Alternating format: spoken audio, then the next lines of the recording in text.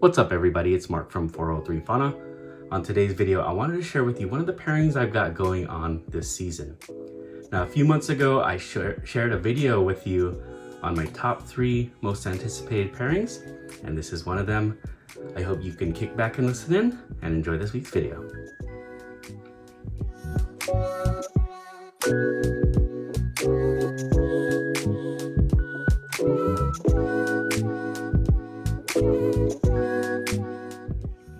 So why are we looking at a seemingly normal Mojave here?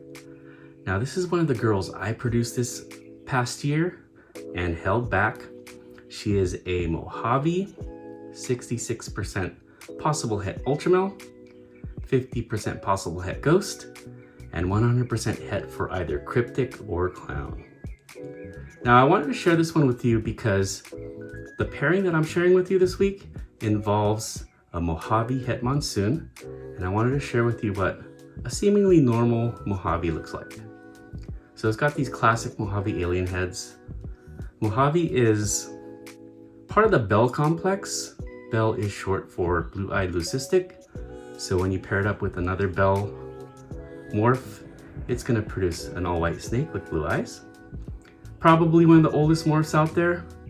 It's a classic, it works well with many combinations, and the coloration and the pattern is just typical of your Mojave morph, despite her being het for either cryptic or clown, and possibly ultramel and ghost. So once again, this is a 403 Fauna production, Mojave, and she's eating really well, and I'm really proud to have her as part of the collection. So let's look at a Mojave het Monsoon. Just kind of remember the pattern going on here. Let's let her stretch out a bit so you can see her. Here we go.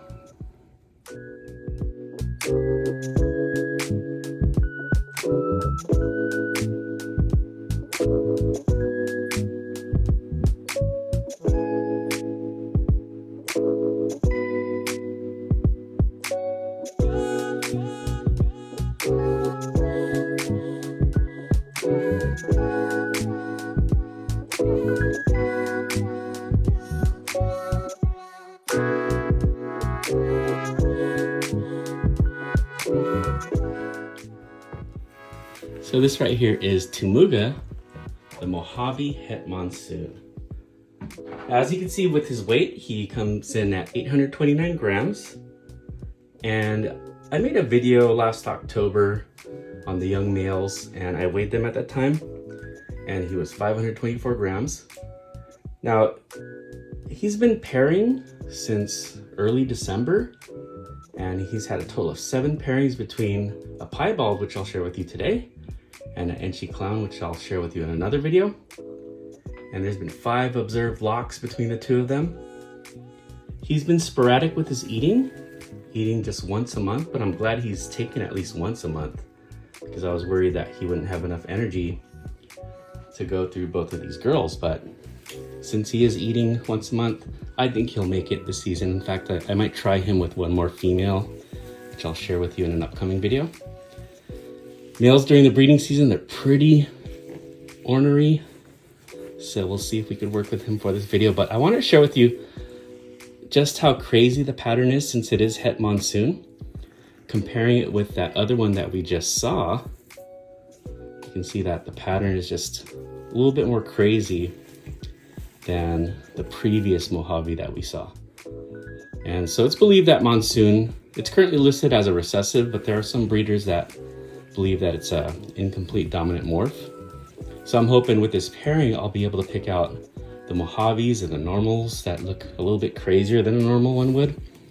And hopefully those would be the het Monsoon. So I'm hoping to get some Mojave double het Monsoon pieds with this pairing. And we'll look at the dam right now, the piebald, and she's looking pretty good. I'll give you the statistics on her as far as eating and stuff like that. But here we go, Mojave het Monsoon. I got him from Dave Green Reptiles, so that's the originator of the morph. There's no doubt that this is het Monsoon. And we can see the pattern just a little bit more wacky than what that normal Mojave is. Another thing some people have said is the eye stripes. Let's see if he'll show those off. I personally, I just showed you the eye stripes of that other one, and I don't subscribe to that theory that they're low, but who knows? Justin's more learned about this than me. So once again, Mojave het Monsoon. Really excited for this pairing. I'm glad to get in on the Monsoon project while I did now, and hopefully within a couple years I'll be producing my own Monsoons. This guy really just wants to get to the ladies.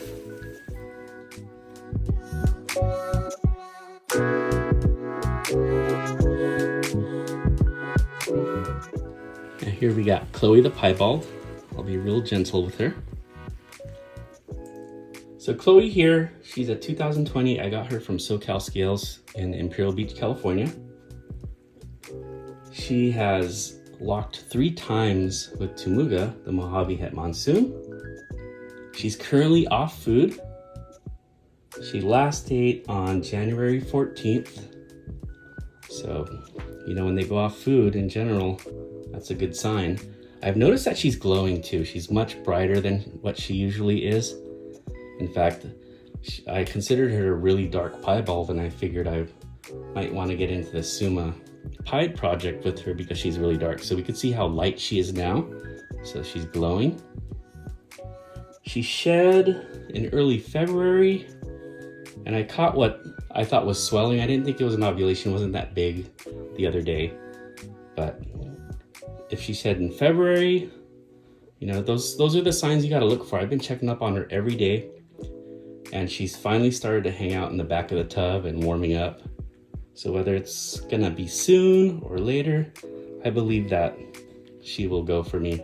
She did lock with Tumuga just a few days ago, so season's going really well. Hopefully, fingers crossed, that I will be able to produce some Mojave double het Monsoon Pieds.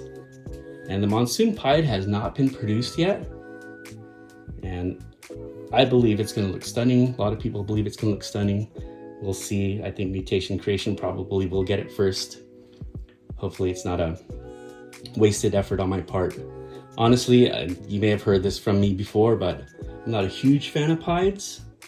When I first got back into it, one of the first things I did was buy 2 pied females, buy 2 clown females, and went from there. And I honestly was about to get out of the project, but something's turned me around on that, and that's the lace pied that Canova recently produced. So I think I'm gonna get in on that lace pied project, and in addition to the Monsoon Pied we got going on here. So once again, we got Chloe here, SoCal Scales, Piebald. She started in one of my most popular videos a couple of years ago when I used vanilla extract to get these pied sisters to convert to rats. Honestly, throughout her life with me, she has been kind of a sporadic eater, but leading up to the season, she really went off. First on frozen mice, and then on rats. But again, she hasn't eaten since January, and hopefully that's a good sign. So I hope you guys enjoyed today's video. Don't forget, on Tuesdays, I got Phenotypical Tuesday.